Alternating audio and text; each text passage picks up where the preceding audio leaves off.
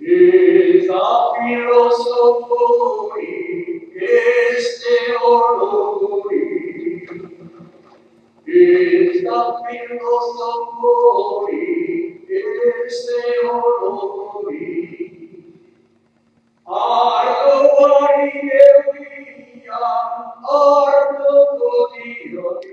Entre terre et océan, chants et traditions, valeurs et sentiments, folklore et passion, je suis fier de mon pays, car basque je suis. De labeur et de plaisir, ma vie ressemble à la tienne. C'est au cœur du Pays basque, à Bidaraï, sur le plateau d'Ouattari, que le gîte Kuxunia nous hébergera pendant une semaine. De là, nous irons visiter Saint-Jean-de-Luz après une marche sur le chemin du littoral, puis Biarritz, et chaque jour une nouvelle destination. Saint-Jean-Pied-de-Port, la vallée des Aldudes, Saint-Étienne de Baïgori, le relais de Garamondi, et de ces nombreuses promenades souvent à pied, nous conserverons un brillant souvenir. Samedi 30 août, arrivé en milieu d'après-midi, visite et prise de possession des locaux. Chacun prend ses marques. Tradition oblige, nous arrosons notre arrivée et nos retrouvailles. Les deux même. Ça fait 3. Après une nuit de repos, nous voilà prêts. Partons faire la découverte du village de Bidaraï. Le village est distant de 2 km, mais il faut descendre à la rivière Le Bastan et remonter sur la colline en face. L'église de l'Assomption est d'origine médiévale du XIIe siècle.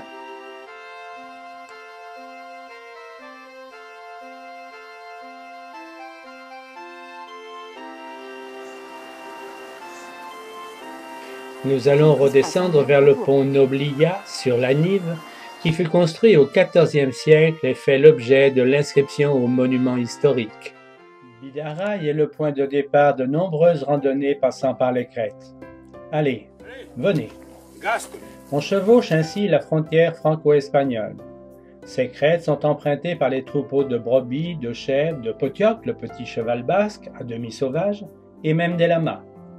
Si vous avez de bons yeux de mars à novembre, on peut également y observer quelques vautours.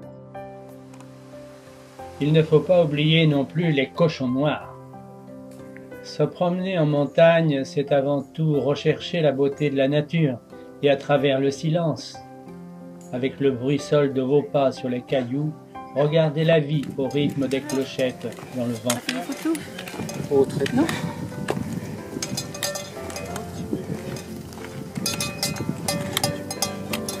C'est bête qu'il y ait des ficelles.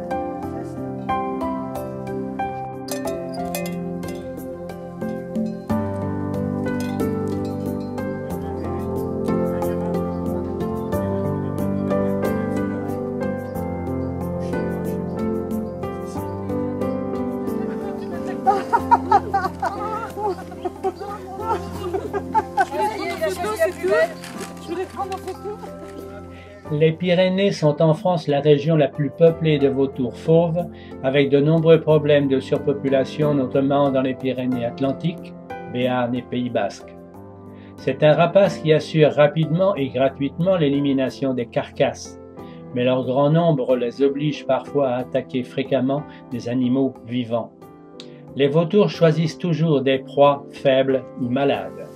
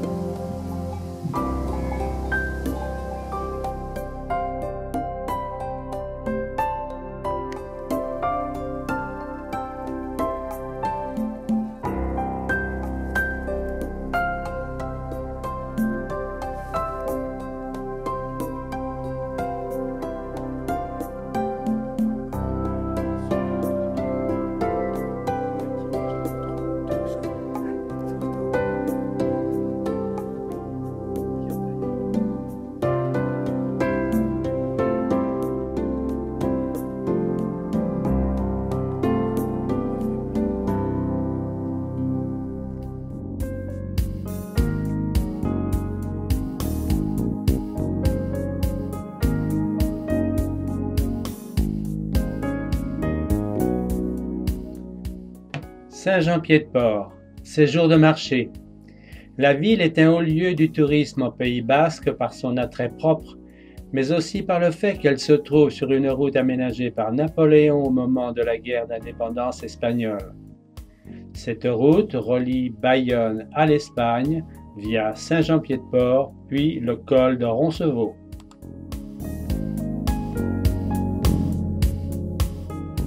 La commune se trouve sur la Via Podiensis, un des chemins de pèlerinage de Saint-Jacques-de-Compostelle. Ici, la porte Saint-Jacques, entrée des pèlerins, ouverte dans les remparts au XVe siècle.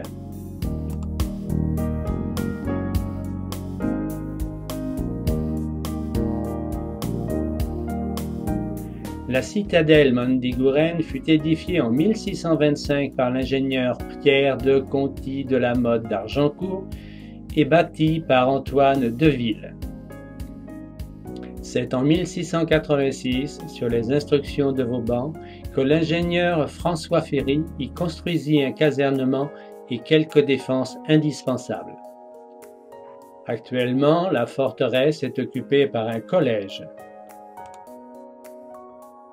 Il faut redescendre par les escaliers et rejoindre la poterne sur les bords de la Nive. Du Pont Neuf, on peut admirer tout à loisir les maisons anciennes baignant dans la Nive avec leurs balcons de bois.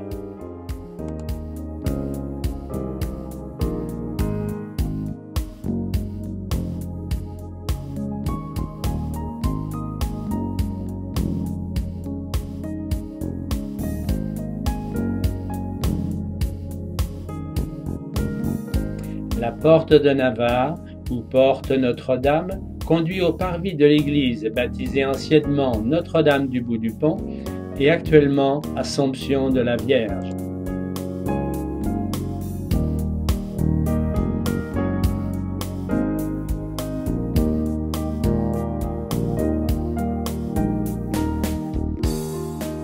Toute l'année, la ville est très animée car elle est, entre autres, le passage obligé des pèlerins de Saint-Jacques-de-Compostelle, voire le point de départ du Camino Frances vers l'Espagne.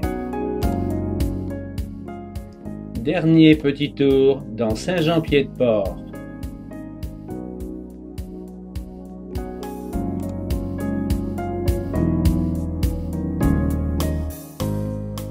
Direction la superbe vallée des Aldudes.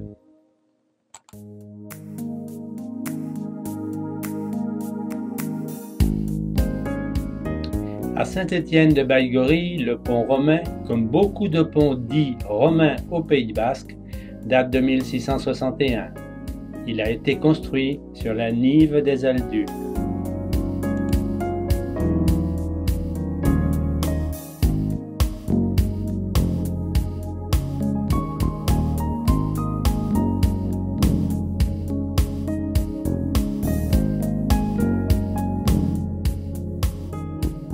Les premières traces écrites mentionnant l'église Saint-Étienne remontent à 1253 comme possession des seigneurs de Roncevaux, mais certains vestiges sculptés romans datent du XIIe siècle, soit un siècle plus tôt.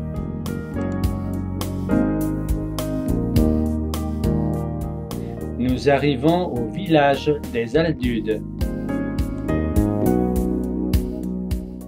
Il fait partie du pays de Kent, Quintoa en basque. Les zones de pâturage appartiennent à l'Espagne, mais sont cultivées par des agriculteurs français. Le nom des Aldudes est la contraction en basque qui signifie « chemin vers les sommets ». Nous avons donc décidé de faire une marche vers ces sommets par le sentier de randonnée appelé le circuit des cochons noirs.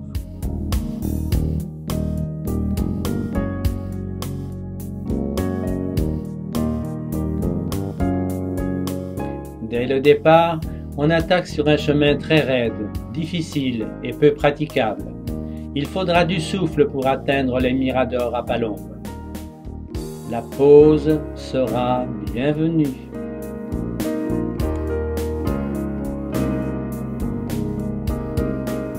Écoutez bien. Le village que vous voyez au fond de la vallée fut fondé au XVIe siècle par les cadets de la famille de Baïgori, car l'ancestrale règle de succession basque, réservant l'héritage seulement à l'aîné, les avait exclus du nombre des propriétaires. Cette règle fut en vigueur jusqu'au XIXe siècle. En 1846, le village comptait 2885 âmes, contre seulement 355 aujourd'hui.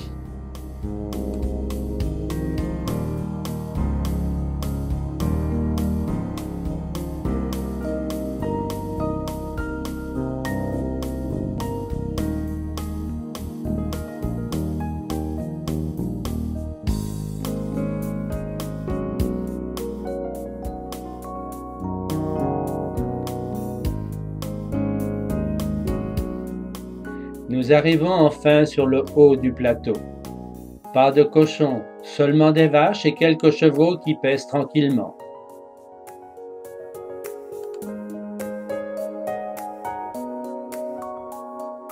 Le panorama sur la vallée est magnifique. Ce sont les collines en face qui sont espagnoles et cultivées par les agriculteurs français.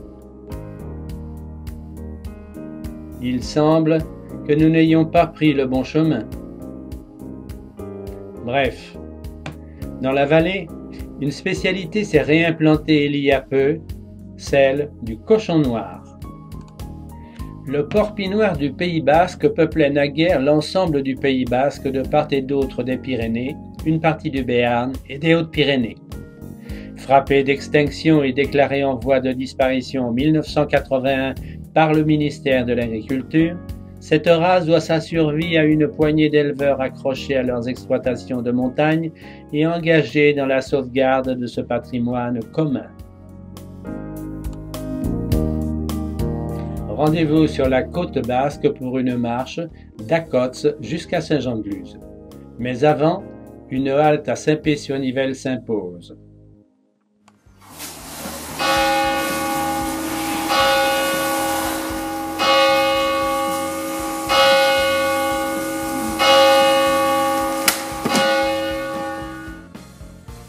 Cette église, dédiée à Saint-Pierre, mesure 30 mètres de long sur 15 de large et de haut. Le plafond de la nef est en bois. Le sol est couvert de dalles de pierre, dont 80 sont gravées. Les prêtres étaient enterrés dans le chœur et les fidèles sous les dalles de l'église. Chaque maison avait une place réservée. Dans la tradition basque, les femmes sont les gardiennes. Reprenons la route vers Acots. Nous nous rendrons à Saint-Jean-de-Luz par le chemin du littoral en partant de la falaise d'Acots. Saint-Jean-de-Luz est à 6 km. Nous ferons l'aller-retour par le même chemin. Ici, la côte est très découpée. Nous sommes en effet sur le flanc ouest de la chaîne des Pyrénées qui plonge littéralement dans l'Atlantique en formant des empilements de strates et s'enfonce dans l'océan, atteignant son fond maximum à une quarantaine de kilomètres de la côte. Cette conception géologique favorise, selon les courants, la formation de vagues très puissantes, dont une qui ne se formerait qu'une fois par an. Ces vagues quotidiennes offrent un superbe espace sportif pour les surfeurs.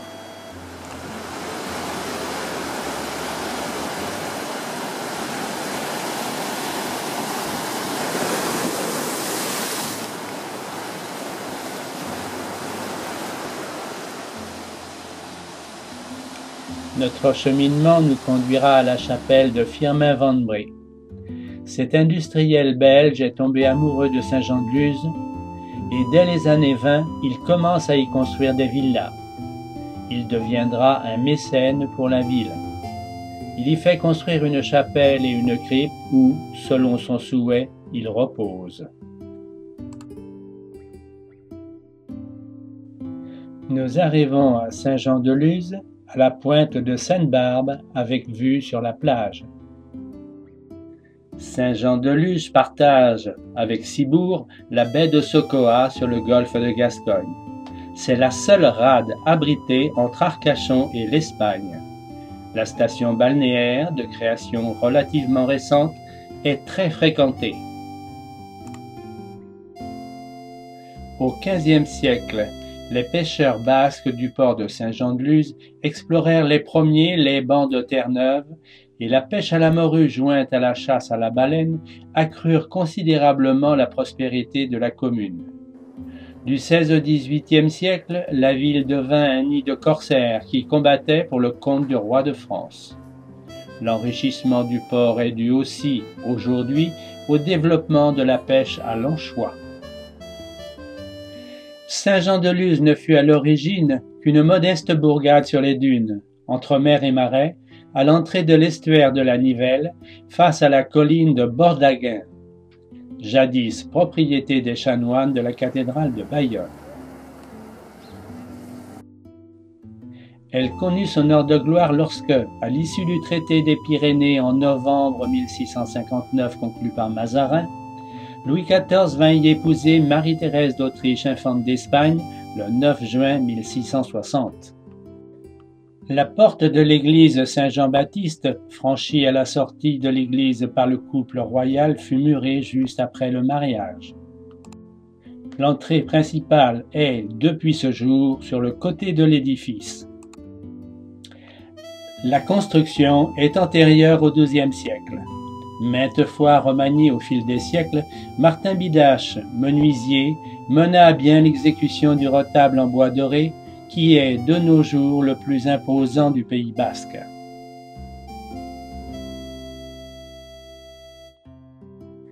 De nos jours, la cité corsaire vit de plus en plus ouvertement du tourisme. Sa grande plage, très sûre pour les enfants, est très fréquentée et appréciée de tous les âges.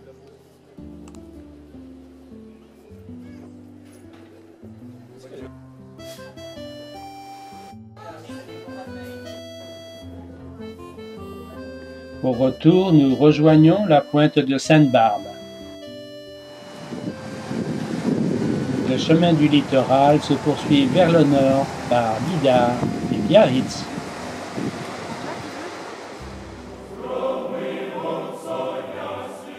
La centaine de kilomètres de la côte dunaire des Landes prend fin ici, à Biarritz, contre la pointe Saint-Martin, premier rocher de la chaîne des Pyrénées plongeant vers l'océan.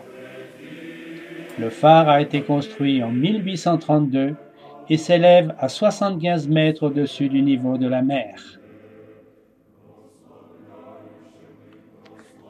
Biarritz était un ancien port baleinier. Elle voit son économie se transformer au XIXe siècle avec l'avènement des bains de mer.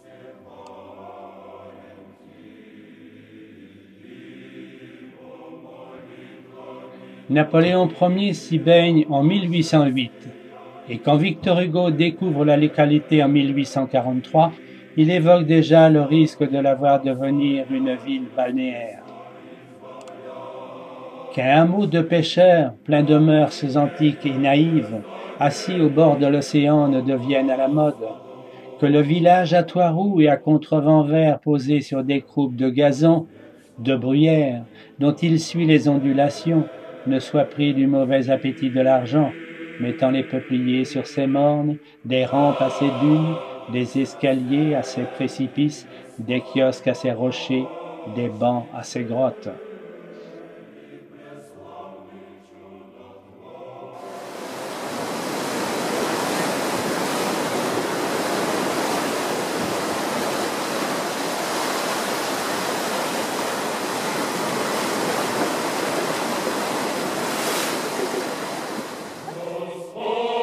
L'impératrice Eugénie décide d'en faire sa villégiature après y avoir séjourné 2 mois en 1854. Napoléon III lui fait construire un palais qui est de nos jours l'hôtel du palais.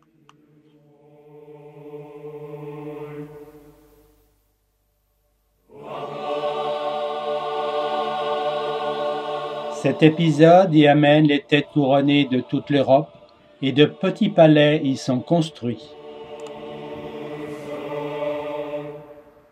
Le tsar finança même l'Église orthodoxe.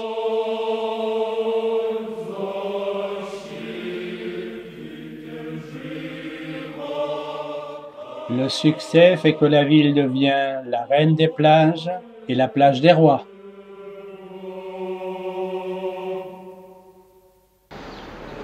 Cette histoire d'amour ne faiblit pas durant la Belle Époque. Aujourd'hui encore, l'économie reste tournée vers le secteur tertiaire, dont l'hôtellerie de luxe.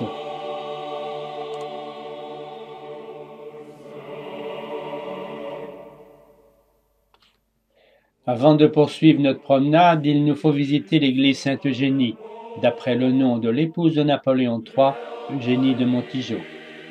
Sa construction fut achevée en 1903.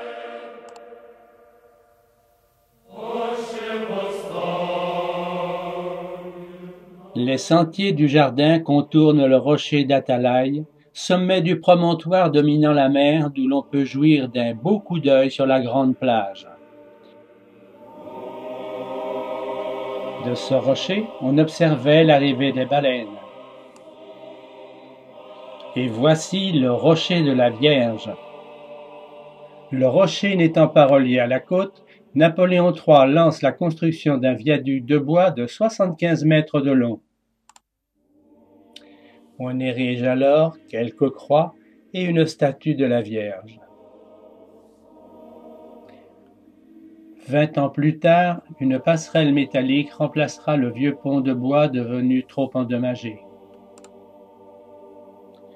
Du rocher de la Vierge, on découvre la grande plage, mais aussi la plage dite des Basques. Ce rocher mythique est le monument de Biarritz le plus visité. Aujourd'hui, il fait beau, mais il faut le voir par gros temps pour le plaisir des surfeurs qui, comme partout sur la côte basque, sont les rois de la plage. Et si vous passez à Biarritz, ne manquez surtout pas un coucher de soleil sur le rocher. Nous continuons notre route vers Espolette, village incontournable du Pays basque.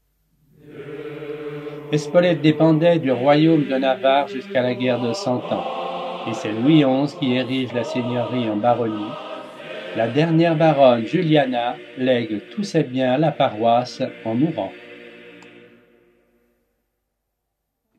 De nos jours, le piment d'Espolette fait la renommée du village et des communes environnantes. Ce piment, très parfumé, est apprécié pour ses qualités gustatives. Il est devenu un condiment indispensable et très répandu, aussi bien dans la cuisine des particuliers que celle des grands chefs.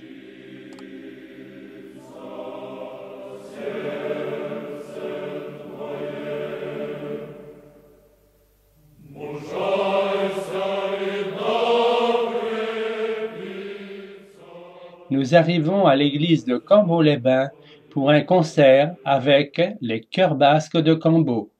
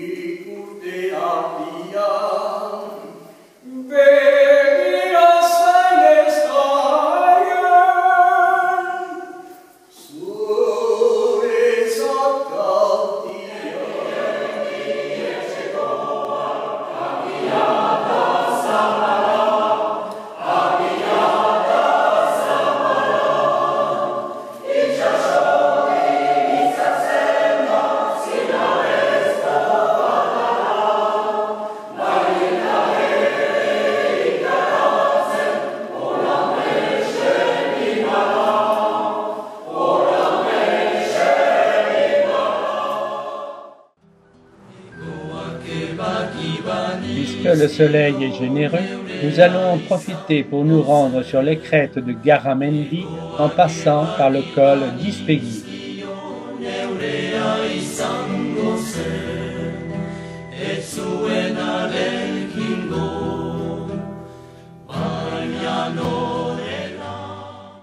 La route serpente à flanc de montagne avec, sur notre gauche, un superbe panorama. Ah oui. Et il y en avait haut, hein. On savait Au loin, nous apercevons le col. Ah bon? Ah bah oui, ça. Et là, notre ascension sera interrompue par le passage d'un troupeau de moutons.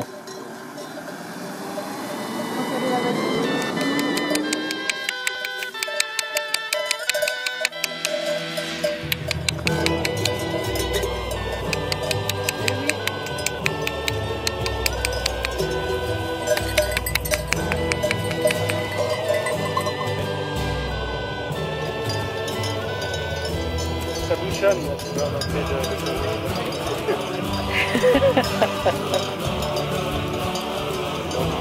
Ouais, ouais.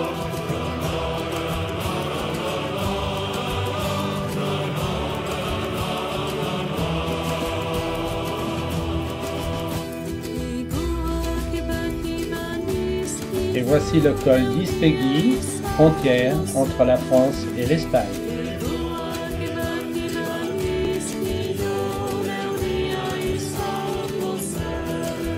Nous arrivons au village espagnol d'Amaiur. Au sommet de la colline Gaztelu se situe une stèle en lieu et place du château d'Amaiur, Maya en basque. Il fut le théâtre des dernières résistances des Navarrais contre les Castillans, et ceci au XIIe siècle. Une chapelle mémoriale fut édifiée récemment et renferme la maquette du château. Comme vous le verrez, Amaiur est un superbe village de charme. D'ailleurs, on dit de lui qu'il est le village au blason.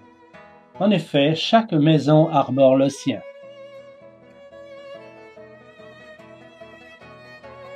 Amaiur a fait l'objet d'une restauration récente, mettant parfaitement en valeur l'ensemble de ce patrimoine architectural.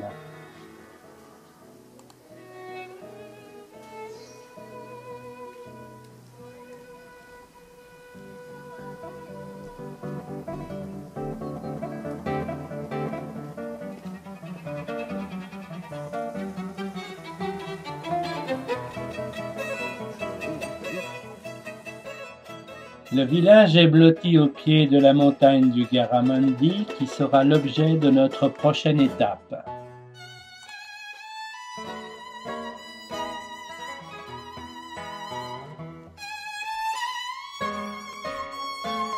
Voici le panorama vu du promontoire où est érigée la stèle à l'emplacement du vieux château.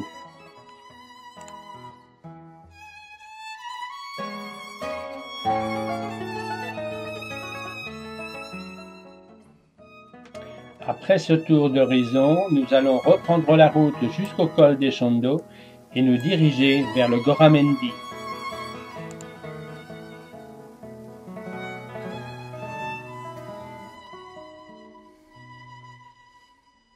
Nous sommes ici dominant la vallée du Bastan avec une vue imprenable en contrebas sur Amaiur.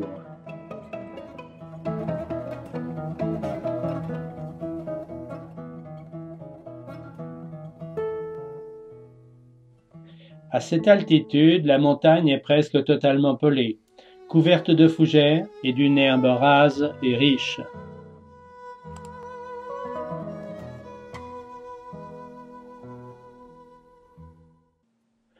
Les chevaux, les vaches, les moutons se sont appropriés les lieux et vivent en liberté et en paix. Enfin, presque.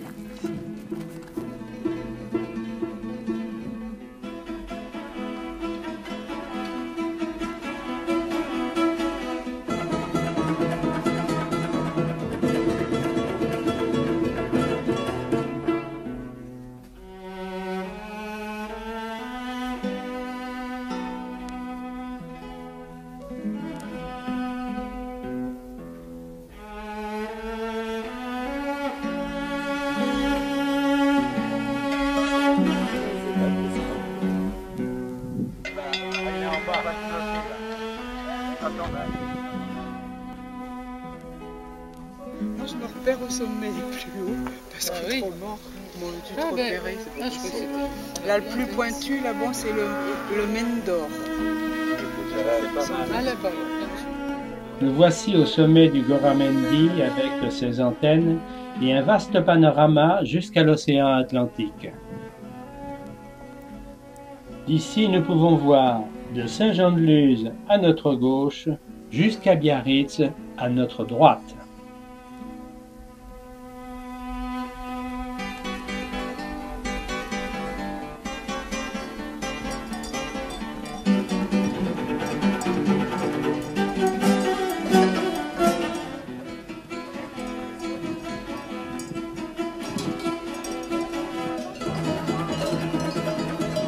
Avant de redescendre vers la vallée, Gérard a voulu rendre hommage à la nature.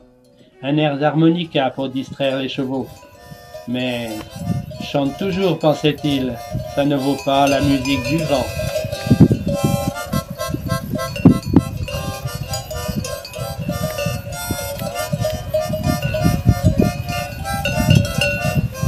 Ils sont même... C'est ça les jeunes maintenant dans les restaurants. Hein.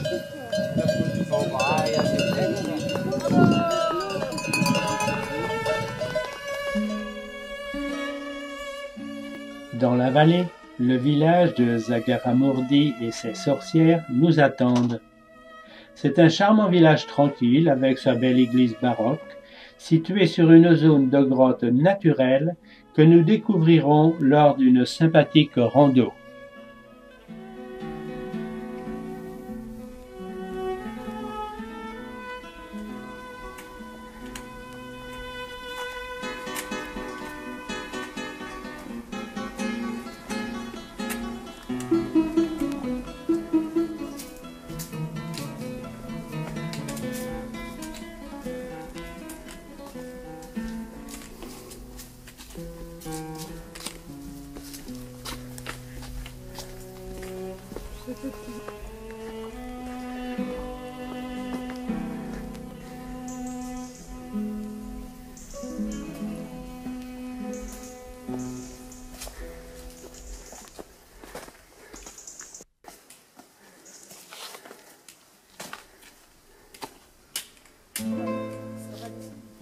Ouais.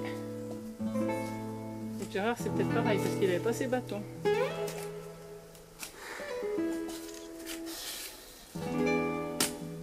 Je vais passer sous la douche tout habillé.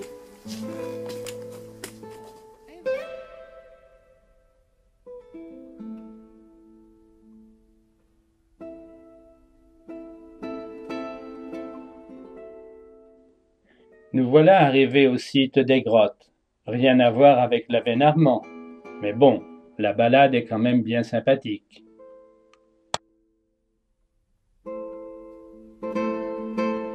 Les grottes de Zagaramourdi, dites de la sorcière, font partie du site des grottes de Sarre à quelques kilomètres d'ici.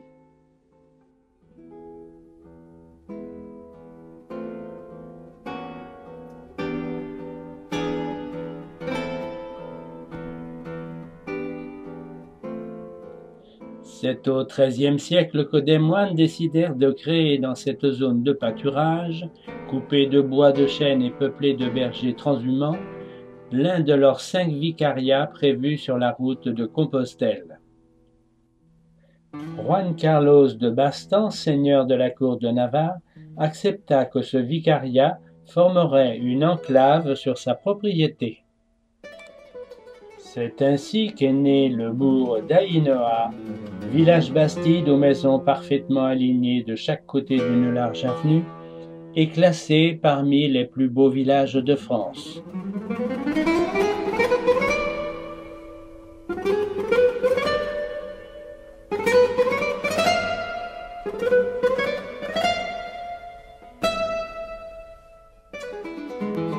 L'église est entourée du cimetière, typique du paysage basque, avec ses nombreuses stèles sculptées.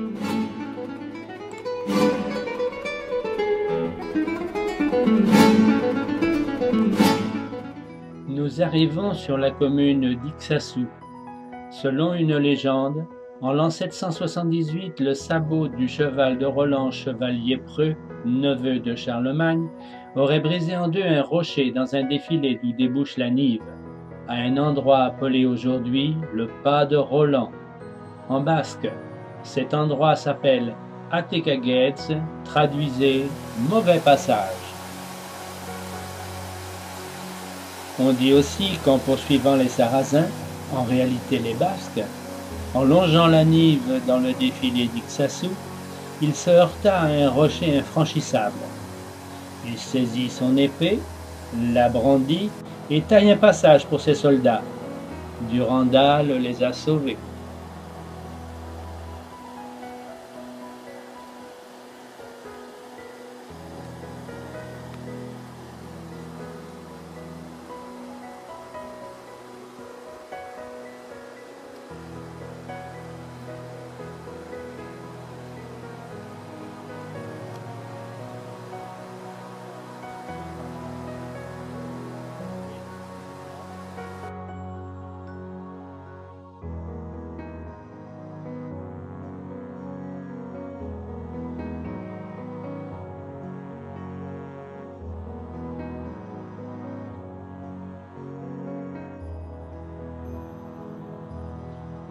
Nous longeons la Nive et entamerons notre rando après le village.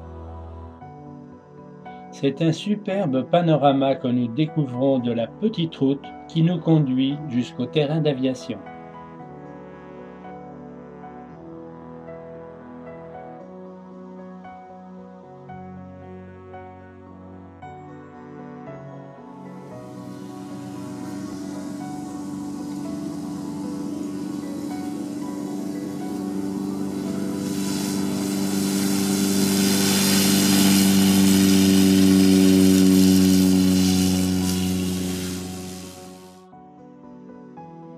Direction Cambo-les-Bains pour les uns et Flânerie pour les autres. Toi qui viens partager notre lumière blonde et t'asseoir au festin des horizons changeants, n'entre qu'avec ton cœur, n'apporte rien au monde et ne raconte pas ce que disent les gens. Edmond Rostand, auteur dramatique célèbre pour ses comédies, poèmes et drames héroïques, Cyrano de Bergerac, L'Aiglon pour les plus connus. Venu à Cambo-les-Bains en 1900 à l'âge de 32 ans en tant que curiste pour soigner une pleurésie, Edmond Rostand tombe sous le charme de cette petite ville et décide de s'y installer. Il fait construire en 1903 une somptueuse demeure, Arnaga, décorée par les artistes de renom. Cette maison s'ouvre sur les magnifiques jardins. Araga, modifié en Arnaga par Edmond Rostand pour l'acoustique, signifie en basque l'eau qui coule sur les cailloux. Il dessina et décora lui-même les 40 pièces de la villa sur près de 600 mètres carrés qui bénéficiaient dès l'origine de l'électricité, du chauffage à air chaud et du téléphone.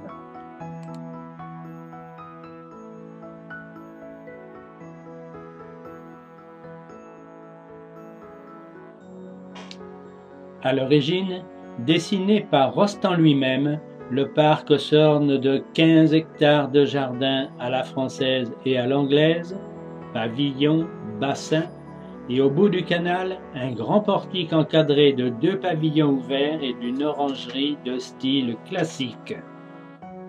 Il fit aussi venir de la forêt de Saint-Pé-sur-Nivelle des arbres centenaires. Les fêtes fastueuses qui s'y déroulent le conduiront à la faillite. Tous ses droits d'auteur y seront engloutis.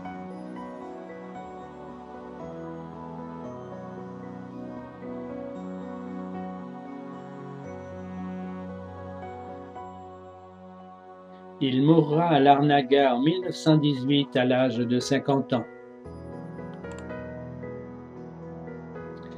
Actuellement, Arnaga est propriété de l'État et la demeure se visite en tant que musée.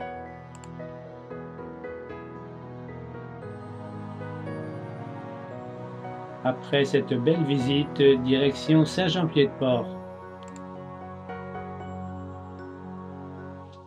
Nous ne quitterons pas le Pays Basque sans avoir assisté au sport typiquement régional, comme la pelote à main nue, considérée comme le jeu le plus noble, la paleta, avec une palette de buis et une balle creuse, mais aussi le grand chistera, qui se joue avec le panier d'osier.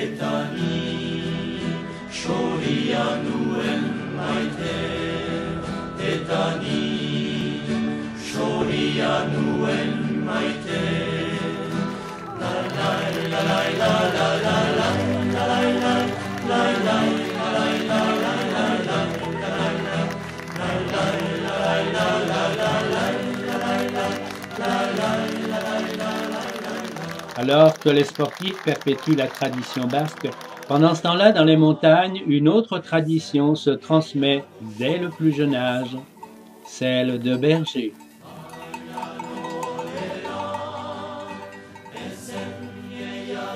Bonjour, petit berger.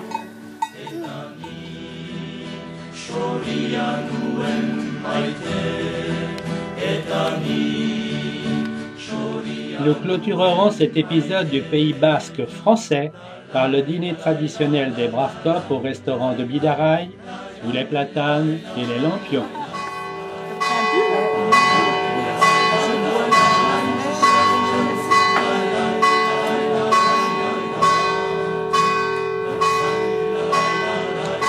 Nous étions d'accord pour poursuivre notre séjour, mais cette fois-ci en Pays Basque espagnol, jusqu'à la province de Basse-Navarre et plus particulièrement le désert des Bardenas.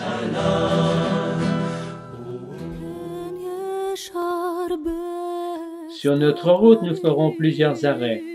Roncevaux, lieu mythique et passage incontournable pour les pèlerins de Saint-Jacques-de-Compostelle. Nous contournerons la ville de Pamplune, et Olite, cité médiévale, et enfin Arguedas, notre lieu d'hébergement.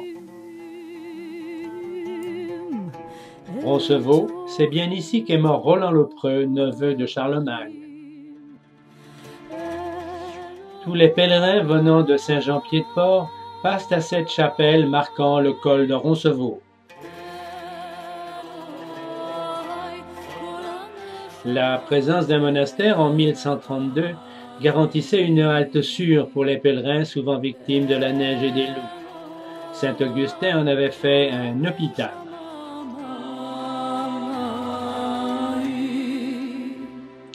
La collégiale fut construite en 1219 de style gothique.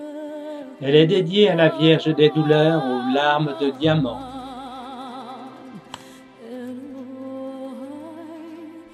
La chapelle Saint-Esprit servait d'ossuaire pour les pèlerins qui décédaient à l'hôpital. Elle fut construite avec une crypte sur ordre de Charlemagne à l'endroit précis où Roland fut tué, afin d'y recueillir ses restes et ceux des 12 paladins français morts à la bataille en 778. L'hébergement pour les pèlerins s'est modernisé et reçoit chaque jour de nombreux marcheurs.